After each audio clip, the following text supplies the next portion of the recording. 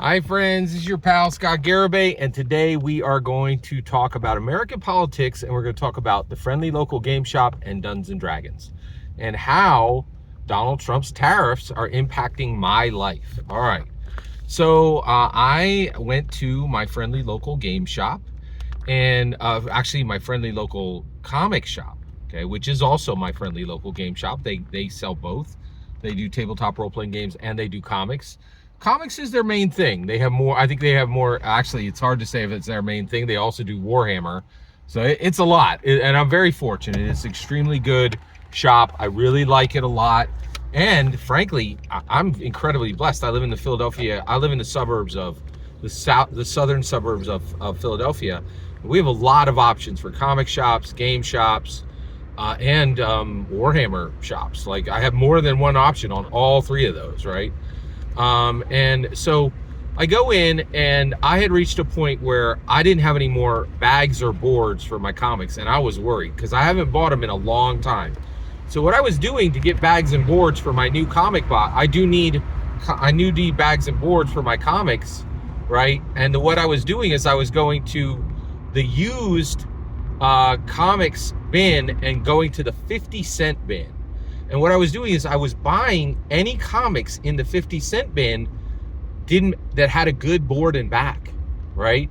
And I didn't care what the comic book was inside, right? Because essentially what was happening was I was like, okay, I'm going to end up spending, it'll cost me like 25 cents to get a bag and a board, right?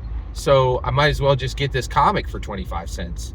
And then I would take the scrub comics that were in the 50-cent bin, and sometimes I would read them, sometimes I would cut them up to use them for like references or whatever, right? And like, because I run a Marvel game, and right, so I have my own binder where I put pictures of other heroes, and I'll do alternate builds on the Marvel multiverse role-playing game. And so I would just cut pictures out and then do the math and make the characters and so forth. So basically, so I was getting my boards and backs literally from just buying used comics, right? But but somebody else figured out my trick, and soon the 50-cent comic had all unbagged, unboarded comics, right? And so I had to buy my own. So I did that for the first time in a long time. And the other thing is I've also like double bagged at this point, and I'd keep my good stuff in good condition, but I reached a point where I had to buy new polypropylene bags and very nice clean boards, right? So it cost me $14 for 100, okay, on the boards. I had the choice between current and silver, and I chose silver because they're larger. I chose the silver because they'll fit current, right? But they will also take like an annual or a giant sized, right? Something that has more pages than just than 24. And then I can also double bag. Like, I can put one on the front and two comics in one bag with silver. So I got 100 boards and 100 bags, okay? It was $14 for the boards and $12 for the bags, okay? So that was $26, and that means it was 26 cents to bag 2 comics. That's pretty darn good. And that is with new inflated tariff prices. They were at $6 a bag before, and $8 for boards. So that has gone up easily 40% already because of tariffs, right? Now, does that impact me? No, absolutely not. I can absolutely afford to pay 26 cents to bag 2 comics. I can absolutely spend 13 cents to bag and board a comic, right?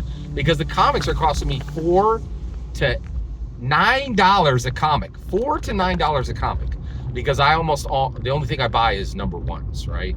And every now and then I'll buy beyond a number one, but it's rare, right? And so that's where I'm at, basically. And actually, the question then is, hey, you voted for Trump.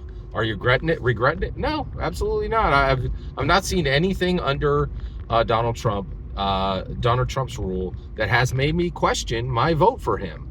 I'm thoroughly convinced the world would have been far worse under Joseph Biden, right?